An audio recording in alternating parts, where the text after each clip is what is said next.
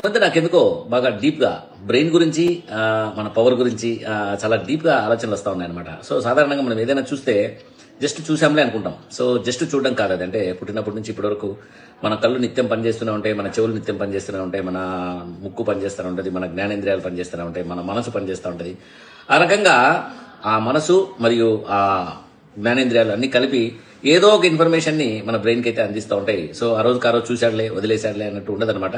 So అదంతా కూడా మన బ్రెయిన్ లో వెళ్ళి హ్యాపీగా స్టోర్ అయిపోతుంది. సో స్టోర్ అయిపోయినది ఎప్పుడు ఎక్కడ ఏ రకంగా కూర్చున్నా కూడా ఆ పర్టికులర్ టైంకి కావాల్సిన ఇన్ఫర్మేషన్ అంతా కూడా బ్రెయిన్ మన కాన్షియస్నెస్ కి 100% ప్రొజెక్ట్ చేస్తుంది అనమాట. సో కొన్నిసార్లు కొన్ని చూడకూడని దృశ్యాలు చూస్తాం, కొన్నిసార్లు కొన్ని చూడలేని దృశ్యాలు చూస్తాం. ముఖ్యంగా ఈ విషయం ఎందుకు చెప్తున్నా పిల్లలకి మధ్య మెడిటేషన్ క్లాసెస్ చెప్పడానికి వెళ్తున్నాం అనమాట. 10th ఇంటర్ అట్లాంటి వాళ్ళకు 9th క్లాస్ పిల్లలు కూడా వెళ్తున్నాం.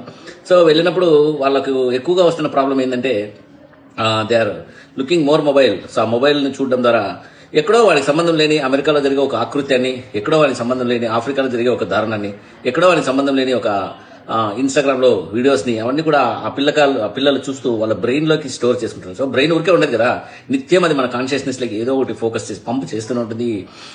పంప్ చేయడం ద్వారా ఒక్కటికి 100 ఆలోచనలు, 100కి 1000 ఆలోచనలు, 1000కి 10,000 ఆలోచనలు, ఇలా ఇలా ఇలా ఇలా ఇలా వస్తూ పిల్లలు చాలా దారుణంగా డిస్ట్రాక్ట్ అవుతున్నారు, చాలా వరస్ట్ గా తయారవుతున్నారు, రకరకాల అగ్లీ బిహేవియర్స్ నేర్చుకుంటున్నారు. ఇవన్నీ కూడా జరుగుతూ ఉన్నాయి. అందువల్ల ప్రతి ఒక్కరు మీరు చూస్తున్నది కేవలం చిన్న పిల్లోని, మీరు డీల్ చేస్తున్నది కేవలం ఒక చిన్న పిల్లోని అని మాత్రం ఎప్పుడు అనుకోవద్దండి. సో మీరు డీల్ చేస్తున్నది ఆ పిల్లల్లో పనిచేసే హైలీ గ్రాస్పింగ్ పవర్ ఉన్న ఒక కంప్యూటర్ బ్రెయిన్ ని, కంప్యూటర్ కంటే వండర్ఫుల్ బ్రెయిన్ ని కూడా డీల్ చేస్తున్నారు. సో మీరు మాట్లాడే మాటలు, మీరు చేసే పనులు, మీరు చేసే విషయాలు ప్రతి ఒక్కటి కూడా ఆ పిల్లోనికి ఇన్ఫ్లుయెన్స్ అవుతూ ఉంటుంది. అందువల్ల ఆ పిల్లోడి బ్రెయిన్ ని ఇన్ఫ్లుయెన్స్ చేస్తూ ఉంటాయి. ఆ రకంగా మనము మన పిల్లల్లో లేనిపోయిన ఆలోచనలన్నీ కూడా సృష్టిస్తూ ఉన్నాం, ఇబ్బంది పెడతా ఉన్నాం, వాళ్ళను సరైన మార్గంలో పెట్టుకోలేకపోవడానికి మనమే కారణభూతులు అవుతున్నాం. అందువల్ల ఈ రకంగా చూస్తే ఇంకో రకంగా ఏంటంటే శక్తి పరంగా చూస్తే పిల్లలు చాలా చాలా ప్యూరిఫైడ్ గా ఉంటారు. సో అట్లాంటి పిల్లలకి మొబైల్ వల్ల విపరీతమైన డిస్ట్రాక్షన్స్ అన్నీ వస్తున్నాయి.